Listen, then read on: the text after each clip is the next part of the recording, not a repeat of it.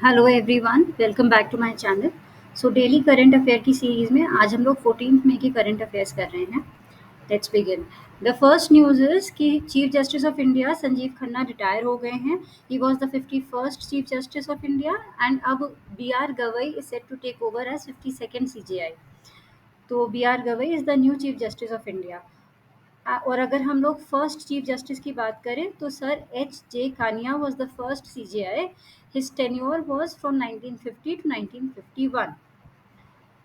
इसके बाद नेक्स्ट है PM Modi urges intensified targeted action to achieve a TB free India. He chaired a high level meeting to review the national TB elimination program. The meeting also covered the recently concluded 100-day TB Mukt Bharat Abhiyan. Okay, so basically the campaign was focusing on eradication of TB and also to focus on those areas जिनकी वजह से ज़्यादा TB के रोगी होते हैं, उन occupations को टारगेट करना, उन रीजन्स को टारगेट करना जहाँ पे ज़्यादा टीबी के मरीज देखे जाते हैं। So workers working in construction areas, workers working in textile industry, labourers working in mining sector, तो उन एरियाज़ को ज़्यादा टारगेट करना, उन वल्नरेबल ग्रुप्स को ज़्यादा टारगेट करना एंड ये जो हाई रिस्क एरियाज़ होते हैं उनको टारगेट करना so that we can remove TB from the root itself. And under the Nikshay programme योजना 1,000 रुपये monthly incentives are provided in 2024 ताकि न्यूट्रिशन को और ज़्यादा इन्हांस किया जा सके among TB patients. Then next is Union Minister Shri Vaishnav unveils India's first 3 nanometer chip design centers in Noida and Bangalore. So this is one step further in making India self-reliant in boosting Make in India campaign. तो अब India में ही nanometre chip manufacture हो सकेगी with the design centres being established in Noida and Bangalore.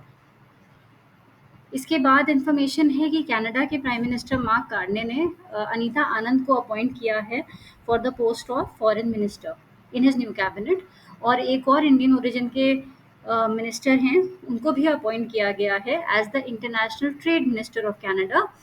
उनका नाम है Maninder Sidhu. And Anita Anand she becomes in Canada's first Hindu woman foreign minister.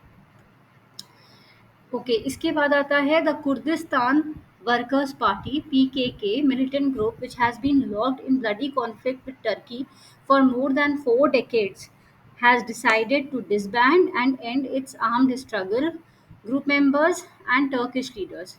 तो ये पीकेके करके कुर्दिस्तान वर्कर्स पार्टी थी जो कि एक बेसिकली मिलिटेंट ग्रुप रहा है।